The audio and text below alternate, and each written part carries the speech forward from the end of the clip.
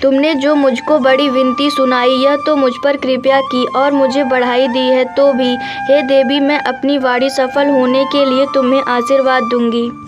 तुम अपने प्राणनाथ और देवर सहित कुशल पूर्वक अयोध्या लौटोगी, तुम्हारी सारी मनोकामना पूरी होगी और तुम्हारा सुंदर यश जगत भर में छा जाएगा।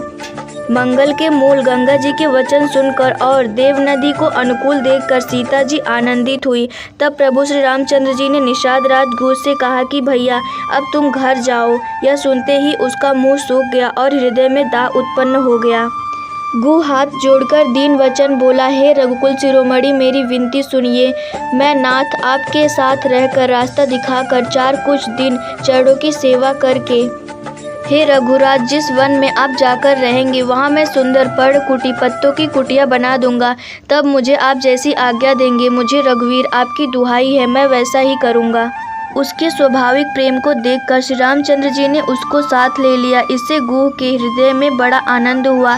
फिर गुह निषाद राज ने अपनी जाति के लोगों को बुला लिया और उनका संतोष करा के तब उनको विदा किया।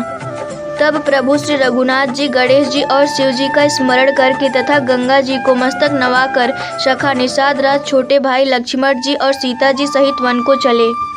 उस दिन पेड़ के नीचे निवास हुआ। लक्ष्मण जी और सखा गुह ने विश्राम की सब सुव्यवस्था कर दी। प्रभु श्री रामचंद्र जी ने सवेरे प्रातः काल की सब क्रियाएं करके जाकर तीर्थों के राजा प्रयाग के दर्शन किए।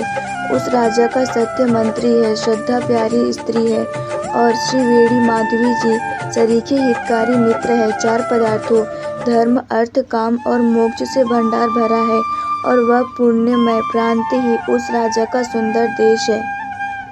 प्रयाग क्षेत्र ही दुर्गम, मजबूर और सुंदर गढ़ किला है, जिसको स्वप्न में भी पाप रूपी शत्रु नहीं पा सके हैं।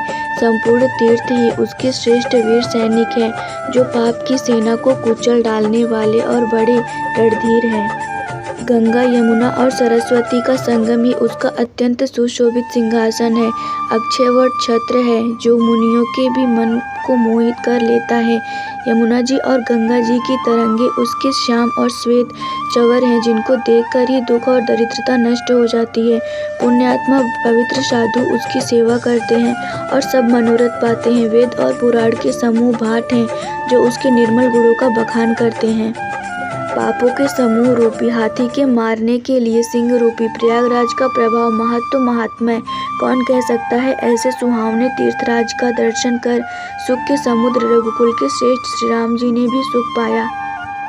उन्होंने अपने श्री मुख से सीता जी, लक्ष्मण जी और सखा गुह को तीर्थराज की महिमा कहकर सुनाई। तदनंतर प्रणाम करके वन और बगीचों को देखते हुए और बड़े प्रेम से महात्म्य कहते हुए